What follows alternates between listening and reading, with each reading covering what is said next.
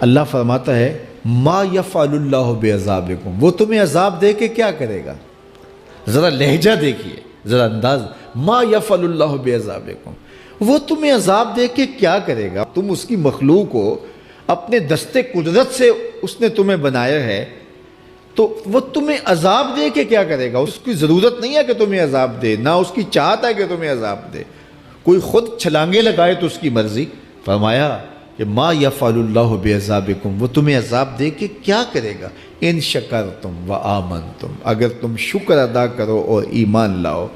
تو وہ تو قدردان ہے جو کوئی اس کا شکر کرتا ہے اور جو اس پر ایمان لاتا ہے۔ تو اللہ اس کے لیے عذاب نہیں رکھا، اس کے لیے رحمتیں رکھی ہوئی ہیں۔ تمہیں دست قدرت سے بنایا ہے اور وہ تمہیں خوش دیکھنا چاہتا ہے، تمہیں خوشحال دیکھنا چاہتا ہے، تمہیں سرشار دیکھنا چاہتا ہے، تمہیں نہال دیکھنا چاہتا ہے، تمہاری زندگی کو خوشگوار دیکھنا چاہتا ہے۔ تم نے اپنے آپ کو خود اپنے اعمال کی وجہ سے مصیبتوں میں ڈالا ہے، تو کہا شکر کرنے کی عادت ڈال لو، دیکھنا پھر اللہ تعالیٰ جل شانہ کی رحمتیں تمہارے اوپر کس طرح اترتی ہیں، اس کی نوازشیں تمہارے اوپر کیسے برستی ہیں۔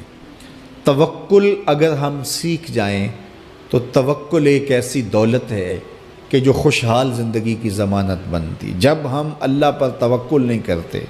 اور ہم سمجھتے ہیں یہ سب کچھ ہماری محنت کا نتیجہ ہی ہوگا، اور نتیجہ جب نہیں آتا تو پھر ہم بے چین مضطرب ہو جاتے ہیں، اور جب ہم اس پہ توکل کر لیں تو پھر ہمارا صرف اتنا ہی کام ہے کہ میاں ہم یہ کام کر رہے ہیں، بس یہ حکم، ہم بیج بو رہے ہیں، بس یہ حکم ہے اور بو رہے ہیں، باقی اس پہ بھروسہ ہے، یہ کام اس کا ہے کہ اس نے اس کو اگانا ہے، اس کے اوپر پھل لگانے ہیں۔ تو جب اس پہ توکل ہو جائے تو بندہ سوکھا رہتا ہے، ورنہ بندہ مشکل میں مبتلا ہو جاتا ہے۔ بسا اوقات ایسا ہوتا ہے کہ بندہ ایک منصوبہ تیار کرتا ہے، اس کا عملی نتیجہ اس کو سامنے نظر آ رہا ہوتا ہے، لیکن نتیجہ بالکل الٹ جاتا ہے۔ سید علی المرتضیٰ فرماتے ہیں میں نے اپنے ارادوں کی شکست سے ہی اپنے رب کو پہچانا ہے،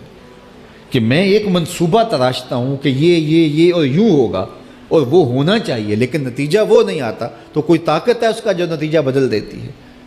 تو بندہ اس طاقت پہ یقین کرتے، اس پہ توکل کر کے جو ہے وہ اس پہ بھروسہ کر لے تو زندگی سوکھی ہو جاتی ہے۔ مغرب میں جو اللہ پر یقین نہیں رکھتے وہ خودکشی کر لیتے ہیں کہ یہ کیوں ہو گیا، ایسا نہیں ہونا چاہیے تھا، لیکن ہم خودکشی اس لیے نہیں کرتے، ہم کہتے ہیں میرا رب جس طرح چاہے اس طرح ہی ہوتا ہے، جو اس نے طے کیا ہوا ہے وہ کر کے رہتا ہے،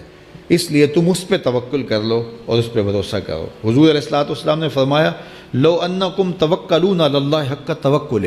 اللہ پر توکل کرنے کا جو حق ہے اگر تم وہ ادا کر دے تو فرمایا اللہ تمہیں ایسے رزق عطا کرے جیسے پرندوں کو عطا کرتا ہے۔ ہمارا تو کاروبار ہے، یہ فیکٹری ہے، یہ دکان ہے، یہ ہماری نوکری ہے، ہم نے یہاں سے کمائی کرنی ہے۔ پرندوں کا کوئی کاروبار نہیں ہوتا، کوئی نوکری نہیں ہوتی، کوئی ٹھیا، کوئی اڈا نہیں ہوتا جہاں جا کے انہوں نے رزق کے لیے کوئی آغاز کرنا ہوتا ہے، بلکہ حضور نے فرمایا تغدو خماسا و تروح بطانا، جب وہ صبح گھر سے نکلتے ہیں تو خالی پیٹ نکلتے ہیں اور انہیں کوئی اپنی منزل کا تعین نہیں ہوتا، جدھر خیال آیا اڑ گئے ادھر، لیکن کبھی ایسا نہیں ہوا کہ شام کو خالی پیٹ واپس آئے ہوں، کہا وہ پیٹ بھر کے آتے ہیں۔ باہو بولے بن توکل پنچھی اڑ دے، خرچ نہ پلے زیرا ہو، جب گھر سے اڑتے ہیں تو ان کے پلے نہ کوئی خرچ ہوتا ہے، نہ راس المال ہوتا ہے، نہ کوئی اوزار ہوتے ہیں، نہ کوئی ہتھیار ہوتے ہیں، کچھ بھی نہیں ہوتا، یوں ہی گھر سے نکلتے ہیں، کبھی بھی خالی پیٹ نہیں آئے۔ فرمایا اگر اللہ پہ پرندے توکل کر لیں تو اللہ اسے بھی عطا کرتا ہے، تم توکل کرو گے تو تمہیں عطا نہیں کرے گا، تو تمہاری زندگی سوکھی ہوگی۔ گھر سے نکلو کام کے لیے، فیکٹری کے لیے، مزدوری کے لیے، لیکن ٹینشن نہیں لینی کہ کیسے ملے گا، کیسے ہوگا، درود پڑھتے جاؤ اور مصطفیٰ کریم پہ سلام پڑھتے جاؤ، وہ تمہارے لیے رزق کے دروازے کھول دے گا۔ اللہ کے محبوب علیہ السلام نے ارشاد فرمایا 4 چیزیں اگر کسی کو مل جائیں تو وہ اس کی خوش بختی سے ہیں، ان میں سے ایک الدار الواسع، کشادہ گھر، دوسرا وزوجۃ حسنہ، صالحہ پاکیزہ عفت مآب نیک فرما بردار بیوی، اس سے مراد ہوتی ہے۔ بیوی کا صالحہ ہونا، خوبصورت ہونا، نیک ہونا، فرما بردار اور مطیع ہونا، خاوند کے اوپر تحکم کا مزاج نہ رکھنے والی ہونا، خاوند کے مال میں اور اس کی آبرو میں خیانت کرنے والی نہ ہونا، یہ بیوی کی خوبیاں ہیں۔ ایک روایت میں آیا کہ جب تم اسے دیکھو تمہیں خوش کر۔ تیسری چیز ارشاد فرمائی المرکب الحنی، تیز رفتار نشیط گھوڑا، اور چوتھی چیز ارشاد فرمائی الجار صالح، نیک ہمسایہ۔ تو کسی کو نیک ہمسایہ نصیب ہو، کشادہ گھر مل جائے، نیک صالح پاکیزہ مزاج خاتون نصیب ہو جائے، اور اپنی ضرورت کے لیے اچھی سواری مل جائے، تو وہ دنیا کی خوش نصیبی اور دنیا کی فیروز بختی سمیٹ چکا ہے۔ یہ چار چیزیں ہماری زندگی کی خوش نصیبی میں سے ہیں۔ اگر کسی کے پاس یہ چار چیزیں ہیں